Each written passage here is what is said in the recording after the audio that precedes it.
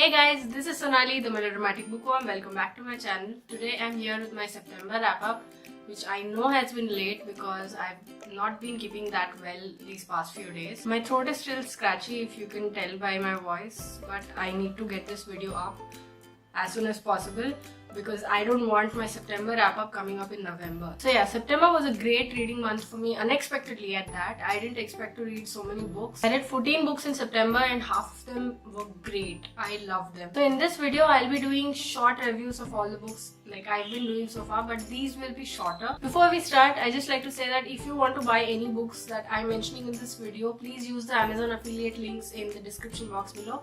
I get a small cut if you make a purchase through these links. So without further ado, let's get into the video and let me share with you the 14 books that I read in September. My first read of September was Bridget Jones' Mad About the Boy by Helen Fielding. I didn't like this book that much because I have a problem with how Bridget Jones behaves. Her behavior in this one is similar to how she behaves in the first one, which is probably why I didn't like that and this one as well. In this one, Bridget Jones is a 50-something-year-old woman. Mark Darcy is not in this book. She has 2 kids with him and she is in a relationship with a 30-year-old man who later decides that probably that is not the best thing to do. And after that, she pines after him, and just in a matter of a chapter, she decides that someone else is awesome for her. That is the biggest reason why I didn't like this book that much, even though the second book, Bridget Jones' The Edge of Reason, was good. I quite liked it. But I think it went back into that groove which the first one left it back in, and I gave this book a 2.5 out of 5 stars. My second read of September was Sniper's Eye by Mainathar, and I did a full review of this video on my channel, so I'll leave a link up here as well as in the description box if you want to go and check it out. This is a very well written thriller and you have all the elements that you need for such a book. It's just about 224 pages long, and within these 224 pages it gives you everything you need. It has all the masala required and you'll absolutely love it. I gave Sniper's Eye 4 out of 5 stars. My third book of September was Life is a Flower, Love is the Honey by Surabhi Sharma. It is a story of how a man who loves photography and a woman who loves art come together to find their life's meaning. And as the title suggests, it's all about finding what you love in the one life that we've been given. Even though the premise is good, the book didn't work for me that well. I wish it did because I could have taken a lot of inspiration from that, but it didn't work for me. Books number 4, 5 and 6 were the 3 books of the To All the Boys I've Loved Before trilogy by Jenny Han. I didn't expect to love the series so much, but the story is quite simple, but unexpectedly it makes you cry. I couldn't understand why, but it's not the run-of-the-mill romance story that you find everywhere. The trilogy To All the Boys I've Loved Before is about Lara Jean, who has written a letter to all the boys she's loved before and kept them in a hat box. But one fine day, those letters go missing, and she finds out that every boy that she's written a letter to has received the letter that she has written for them. It is fun in most parts to see a half Korean family going ahead with their lives, and in other parts to see a high school romance budding the way it is, but having dollops of adulthood here and there. It's really good. I loved it, and maybe you should give it a try too. I gave all 3 books in the To All the Boys I've Loved Before trilogy 4 out of 5 stars. My 7th read of September was The Song of Achilles by Madeline Miller. I loved reading this book because Madeline Miller has a very laid-back style of writing that makes you think that you have all the time in the world to sit back and enjoy what she's writing. It takes you back to the time of Achilles, from the time his lover Patroclus lays eyes on him for the first time to the last part when Achilles is killed in battle at Troy. I don't know if it was only me, but it took me a long time to finish reading this book, and that usually never happens. I'm usually a fast reader. This doesn't take away from the fact that Madeline Miller has done an amazing job of doing her research on Greek mythology and putting in everything over there, giving explanations for what we might have thought as inexplicable. I loved it, and if you want to read more about Greek mythology, about Achilles in particular, then this is a book that you can go to. I gave The Song of Achilles 4.5 out of 5 stars. My 8th read of September was Omote by Sharmila Saeed. This was written in Sri Lankan Tamil by Sharmila Saeed and translated into English by Geeta Subramanian. There's no two ways about it. I cried reading this book. Translation is good, but in places it makes you feel like you're correcting the sentences in your head. Omote is a story of Tawakkul, a social worker who's trying to bring back ex-Tamil tigers into the society. She's trying to make society accept them.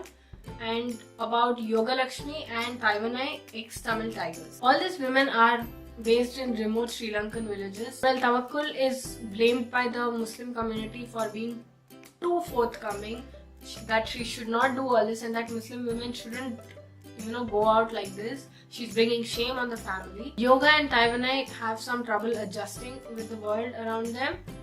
Tawakkul helps those two, but what happens in the end forms the rest of the story. This is such a great book that I am left speechless every time I try to talk about it. There are tears, there's understanding. You get to understand how the people's minds work.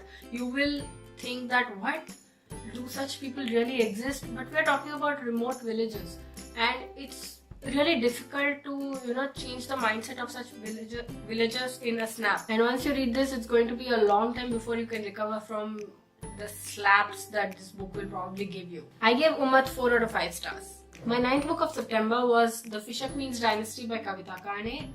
It is the story of Satyavati, the fisher woman who later marries Shantanu, the great ancestor of the Pandavas and Kauravas. It's a story of how she got there, what she does to consolidate her position in the royal house, how many people are affected by her decisions, and how many people are actually willing to go ahead and play to her whims and fancies. Let me put this out there, I hate Satyavati.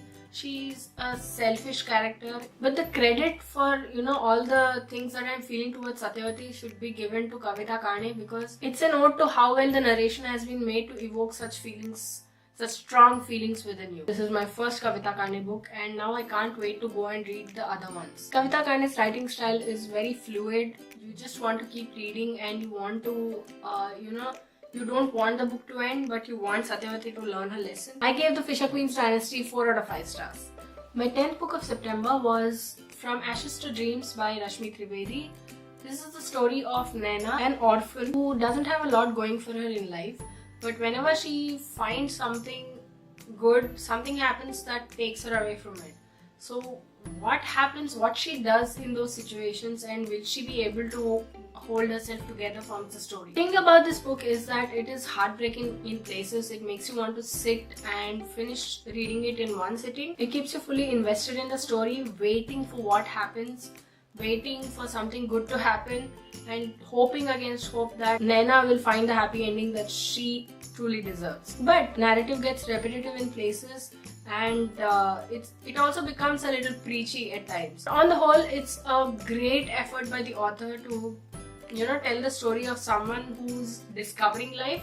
You could say rediscovering life in her own way. But then the repetitiveness and the preachiness sort of pulls the book back from its entire full potential. I gave From Ashes to Dreams 3 out of 5 stars. My 11th read for September was The Poetics by Elizabeth Acevedo. I did a rapid review for this book and I leave a link up here as well as in the description box, so you can go ahead and check it out. The Poetics has to be my best read of September, and I listened to it on Storytel, the app, and I loved it, mostly because of the story as well as the narration that was given by the author herself. There's nothing more I would want to say. I've said everything in my rapid review. It is one of my few 5-star reads of 2018. My 12th book of September was Circe by Madeline Miller. This was a book that I'd been very excited about, mostly because of the cover, because it's so stunning. Madeline Miller has a really nice writing style. She has a very, easygoing style. She doesn't use complicated words. It takes some time for you to read this book because you want to absorb everything, and that's what I did. This is the story of Circe, a daughter of Helios and a sea nymph. She is neglected because she is almost mortal, and that's how the gods see her, apparently. It's about how she falls in love, how she feels betrayed, how she does things that she probably shouldn't have done, and how she's banished to an island. She's sent to exile in an island called Aia, and how she lives her life there. Odysseus is in this one on his way back from Troy, and she discovers more about him and more about what the person he really was. I absolutely love this book. I can't say it enough. I feel like I gave Cersei 4.5 out of 5 stars. My 13th book of September was The Peshwa, The War of the Deceivers by Ram Sivasankaran. This is the second in the Peshwa series.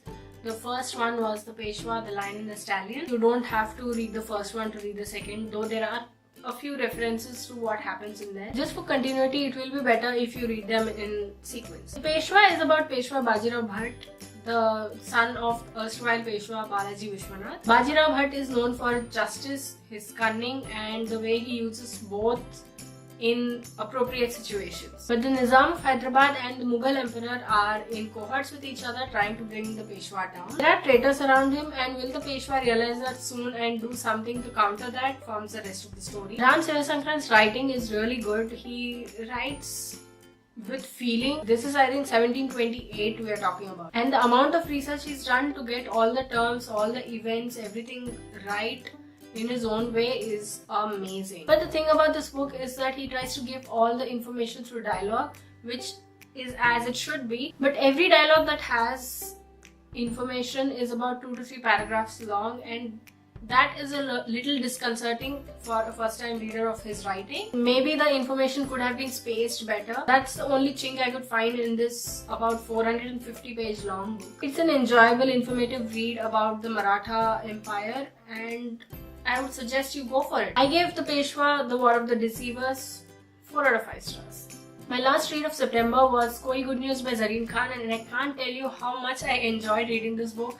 I giggled, I laughed, I cried tears of laughter. It's the story of every Indian couple who's newly married or married for any length of time who don't have kids. The moment you reach a certain age in an Indian family, people are like, when are you getting married? Do you have a girlfriend? Do you have a boyfriend? And then, once you get married, no matter if it's a love marriage or arranged marriage, they'll start coming in.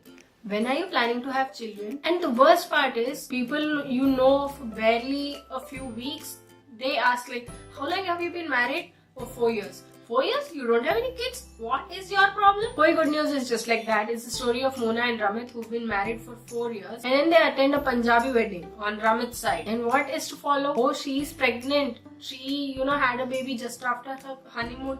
She does this, she does that. Why don't you have a baby? And then when they do get pregnant, people all around them, they start giving them tips, calling 100 times a day when all you want is some peace. This book is really enjoyable. You can relate to it very much. And as an Indian woman who's married, Mona, I totally get what you're thinking. I gave Koi Good News 4 out of 5 stars. So those were the books that I read in September. Have you read any of these? Do you plan to read any of them? Which books did you read in September this year? Which was your favorite read? Let me know in the comments below. I'd love to hear from you. If you like this video, please like it and share it to spread the word. And if you like my content and would like to see more from me, don't forget to hit subscribe and click on the bell icon beside the subscribe button to get notified as and when I post new videos. Thanks for watching. I'll see you in the next video. Until next time, keep reading, keep watching, and add melodrama to your life.